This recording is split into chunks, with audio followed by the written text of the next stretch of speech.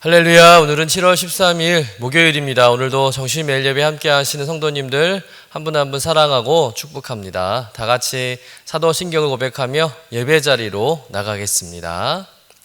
전능하사 천지를 만드신 하나님 아버지를 내가 믿사오며 그 외아들 우리 주 예수 그리스도를 믿사오니 이는 성령으로 잉태하사 동정녀 마리아에게 나시고 본디오 빌라도에게 고난을 받으사 십자가에 못 박혀 죽으시고 장사한 지 사흘 만에 죽은 자 가운데서 다시 살아나시며 하늘에 오르사 전능하신 하나님 우편에 앉아 계시다가 저리로서 산 자와 죽은 자를 심판하러 오시리라. 성령을 믿사오며 거룩한 공회와 성도가 서로 교통하는 것과 죄를 사하여 주시는 것과 몸이 다시 사는 것과 영원히 사는 것을 믿사옵나이다. 아멘. 다 같이 찬송가 510장 하나님의 진리 등대 우리 함께 찬송하겠습니다.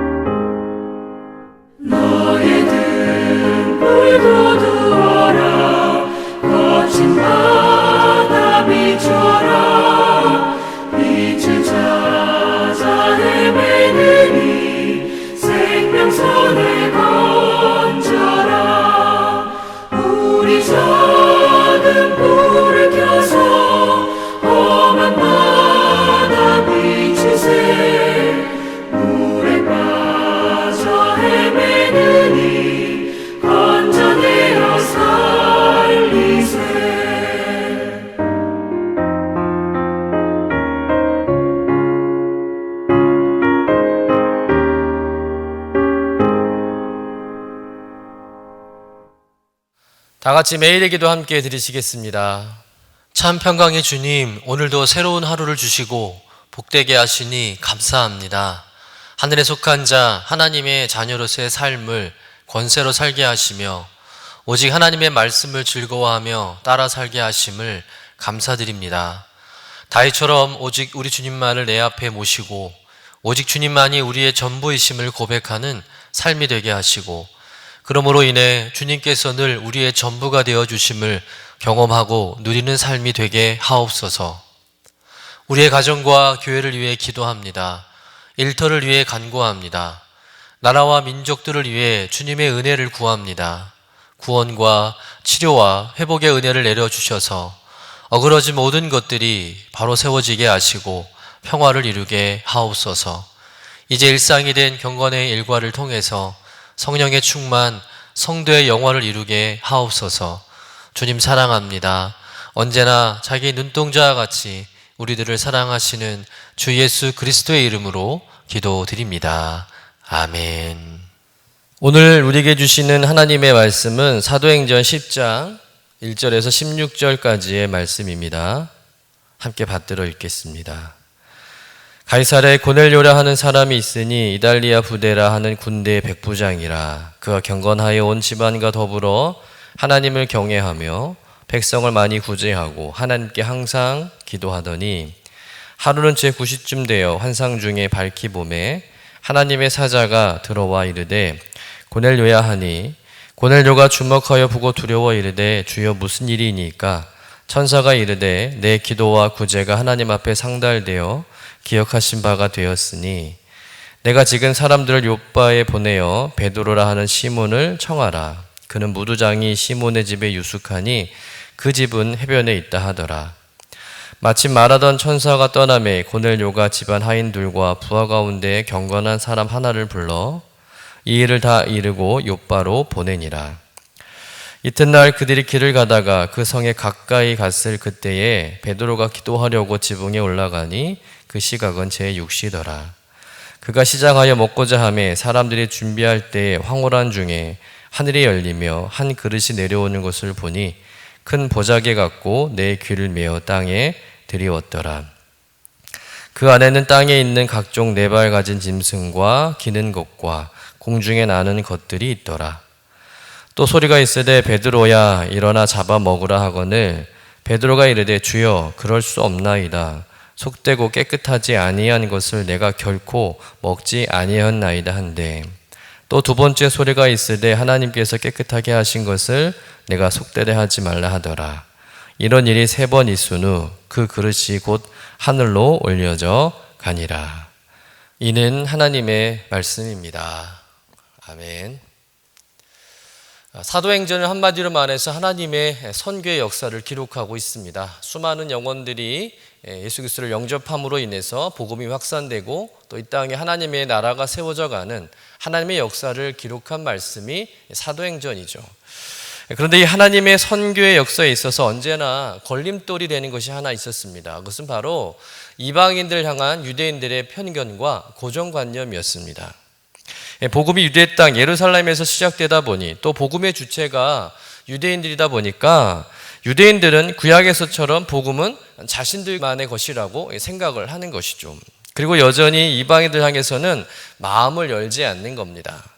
그래서 하나님은 이런 유대인의 편견과 고정관념을 깨기 위해서 고넬료라 하는 이방인 로마 장교와 또 유대인 베드로 사도의 만남을 준비하신 거예요. 서로 만나게 하신 것이죠. 오늘 말씀은 그 만남의 서두에 해당하는 말씀입니다. 우리 본문 1절의 말씀을 다시 한번 읽어보도록 하겠습니다. 가이사랴에 고넬료라 하는 사람이 있으니 이달리아 부대라 하는 군대의 백부장이라. 이 말씀에서 가이사랴라는 지역이 먼저 등장하는데요. 이 지역은 어떤 곳이냐면 유대의 분봉원으로 세워진 헤롯이 로마의 황제 가이사에게 충성을 맹세하기 위해서 황제를 위한 도시를 세웠습니다. 그런데 그 도시가 황제 호칭 그대로 가이사랴였던 것이죠. 그 가이사는 로마 황제를 뜻합니다. 그런데 이 도시는 지리적으로 로마와 직결되는 아주 중요한 항구 도시였기 때문에 로마가 군대를 파견할 때는요 아무나 파견하지 않았다는 거죠.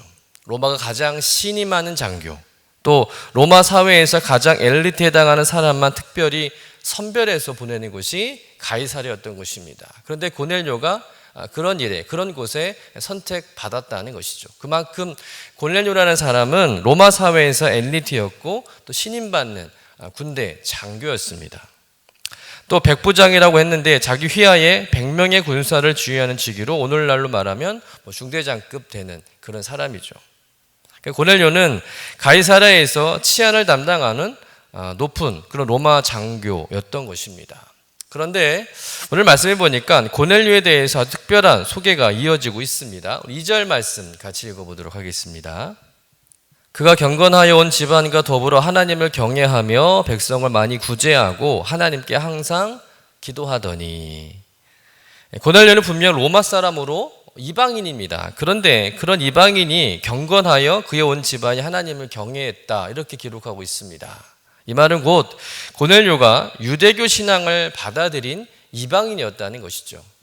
어떻게 이방인인 고넬료가 유대교 신앙을 받아들였는지는 알 수는 없지만 오늘 말씀을 통해서 볼 때 고넬료는 참 신실한 신앙이었다는 것은 분명하죠.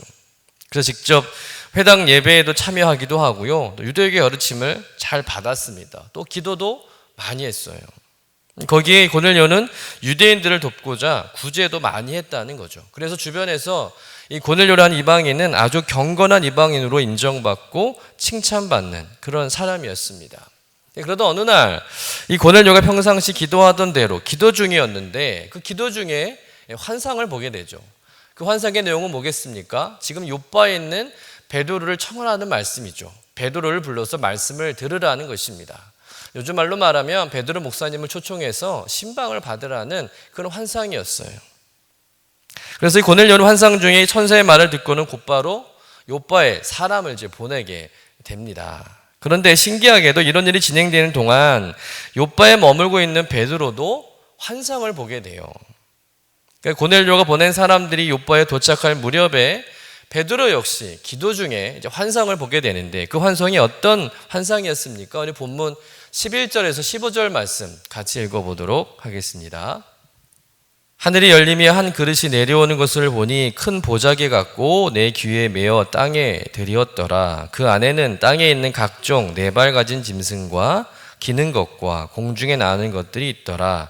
또 소리가 있으되 베드로야 일어나 잡아 먹으라 하거늘 베드로가 이르되 주여 그럴 수 없나이다. 속되고 깨끗하지 아니한 것을 내가 결코 먹지 아니었나이다 한데 또 두 번째 소리가 있으되 하나님께서 깨끗하게 하신 것을 내가 속되다 하지 말라 하더라.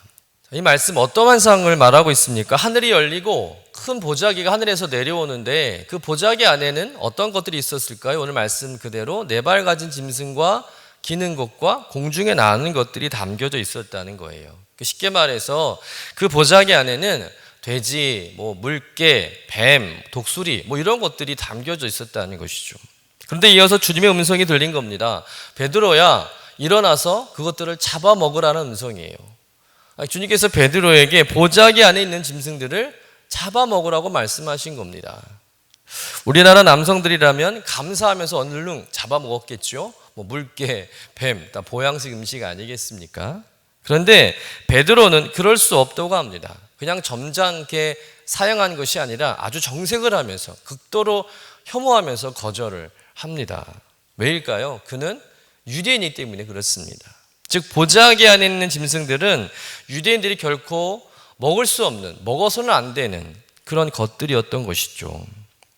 레위기 11장에 보면 하나님께서 유대인들에게 음식의 율법을 주시죠. 정한 음식과 부정한 음식을 구분해 주셨습니다.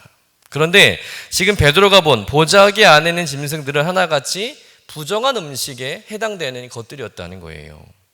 그 부정한 음식들은 대부분 이방인들이나 먹어야 하는 음식들이었던 겁니다.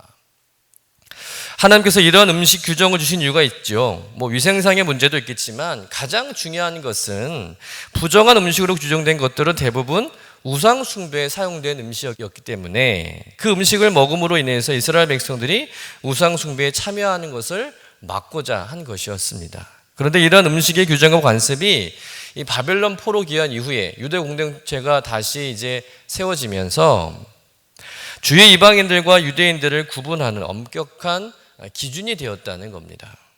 그래서 유대인들은 반드시 율법에 나와 있는 그대로 정한 고기만 먹어야 할 뿐만 아니라 비유대인들, 이방인들과는 함께 밥도 같이 먹지 않았다는 거예요. 그러면서 유대인과 이방인들은 더욱 구분이 강화된 거죠. 더 벽이 높이 쌓이게 된 것입니다. 문제는 이런 사고방식과 행동이 변질되면서 유대인들은 이방인에 대한 아주 배타적인 편견을 갖게 됩니다. 그러니까 이방인들이라는 사람은 어울려서는 안 된다는 그런 고정관념이 유대인들 사이에서 불이 박히게 된 것이죠. 그러니까 유대인이었던 베드로 역시 이방인에 대한 편견을 가지고 있었다는 겁니다. 이런 생각과 사고방식을 가지고 있는 베드로에게 하나님께서는 부정한 음식을 보여주시면서 먹으라고 하시는 거예요. 그런 유대인인 베드로는 경악할 수밖에 없었던 것이죠. 그러니까 베드로의 생각과 경험으로는 결코 먹어서는 안 된 것들이었습니다. 아마도 베드로는 하나님이 자신을 테스트하는 것이 아닐까라는 생각을 했을지도 모르는 일이죠. 그런데 주님께서 이 말씀을 3번이나 똑같이 하셨다는 거예요. 여러분, 베드로에게 주님께서 3번 말씀하신다는 것은 예사로운 일이 아니죠.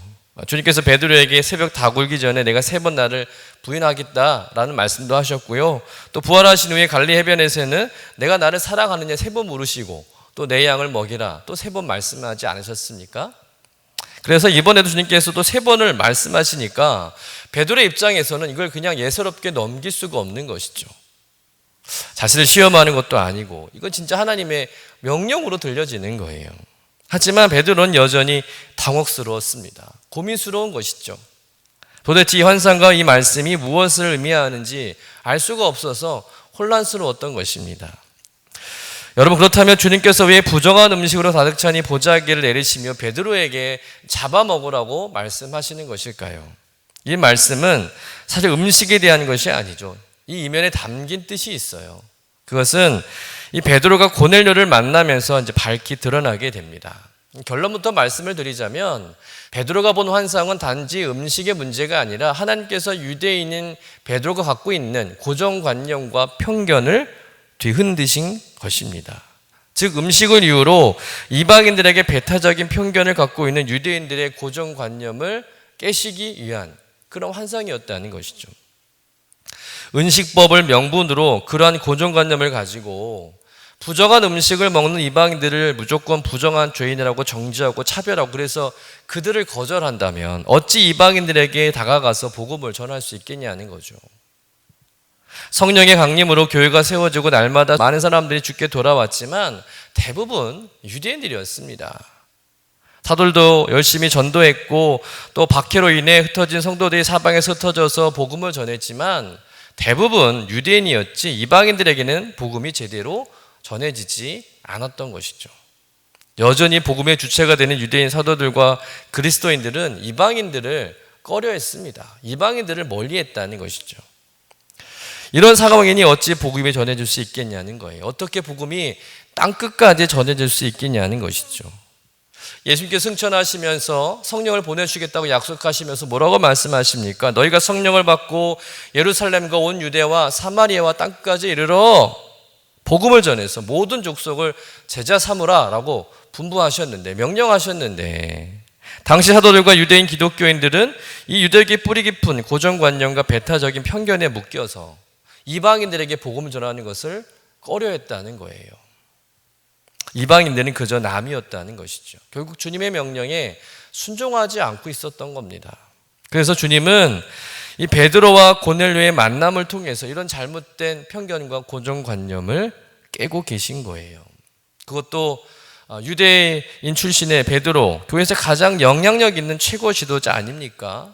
그 베드로에게 먼저 이런 유대인의 편견과 고정관념이 잘못된 것임을 깨닫게 하심으로 인해서 속히 이방인들에게도 손을 내밀고 그들에게 복음을 전할 것을 촉구하시는 것이죠. 이후에 베드로가 가이사랴에서 고넬료를 만나서 그에게 복음을 전하고 세례를 주었을 때 그들에게도 성령이 임하게 되는 것을 보게 됩니다. 이로 인해서 베드로가 놀라게 되고요. 비로소 자기가 본 환상이 어떤 것인지 어떤 의미인지를 베드로가 깨닫게 됩니다. 이방인은 개돼지와 같은 부정한 존재를 거부되어야 할 대상이 아니라 그들도 하나님의 형상으로 지음받은 존재고 또 그들 역시 복음을 듣고 구원받게 하는 것이 하나님의 뜻임을 베드로 사도가 분명하게 깨닫게 되었다는 것입니다. 그래서 이를 통해서 예루살렘 교회가 공식적으로 이방인 선교가 하나님의 뜻임을 선포하고 확인하게 됩니다. 그래서 이방인 선교가 본격적으로 시작되는 계기가 되었다는 것이죠. 여러분, 오늘 말씀을 통해서 우리 역시 이런 잘못된 고정관념과 편견에 묶여서 사는 그런 신앙의 모습이 없는지 돌아봐야 할 줄로 믿습니다. 스스로 편을 나누고 또 함부로 사람을 판단하고 또 다른 생각을 수용하지 못하는 배타적인 삶의 자세로 살아가는 모습은 없는지 우리의 모습을 점검해 봐야 한다는 것이죠.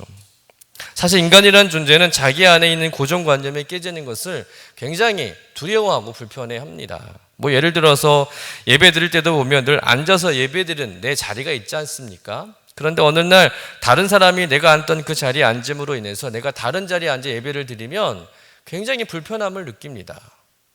다 똑같은 자리이고 내가 그 자리를 전세 낸 것도 아니고 또 넓은 예배당에서 얼마든지 다른 자리에 앉아서 예배 드릴 수 있는 것인데 이 자리 하나 바꾼 것 때문에 예배 드리는 시간 내내 불편하고 불안함을 느낄 때가 많다는 것이죠. 근데 그것이 인간의 본능입니다.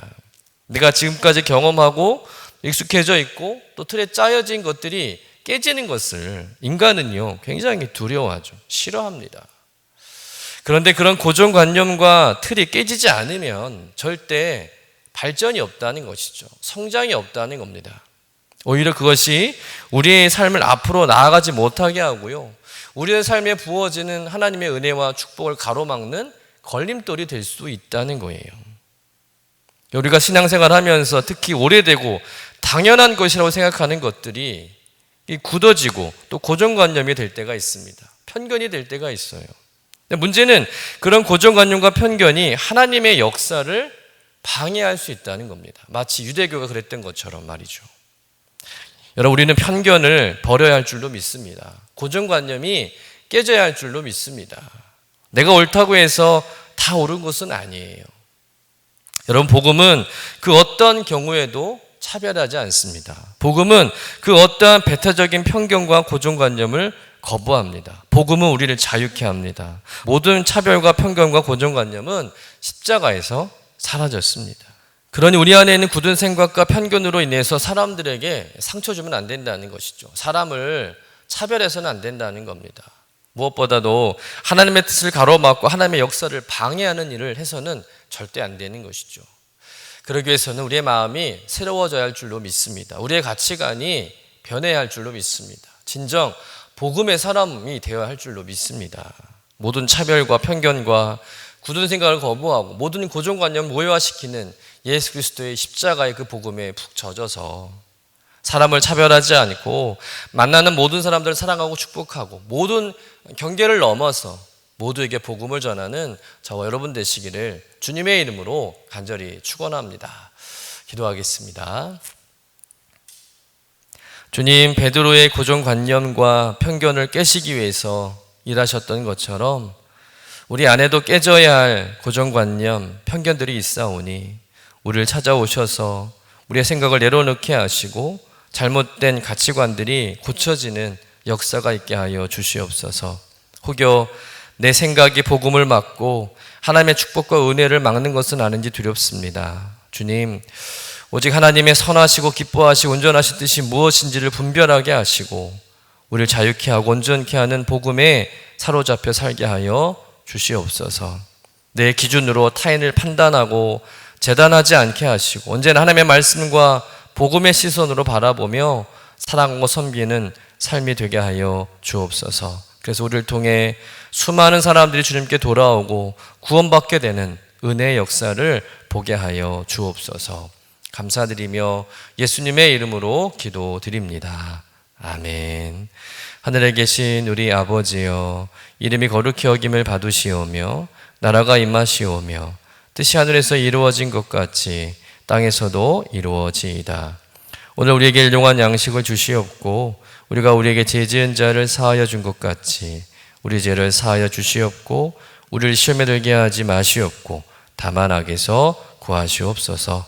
나라와 권세와 영광이 아버지께 영원히 있사옵나이다. 아멘.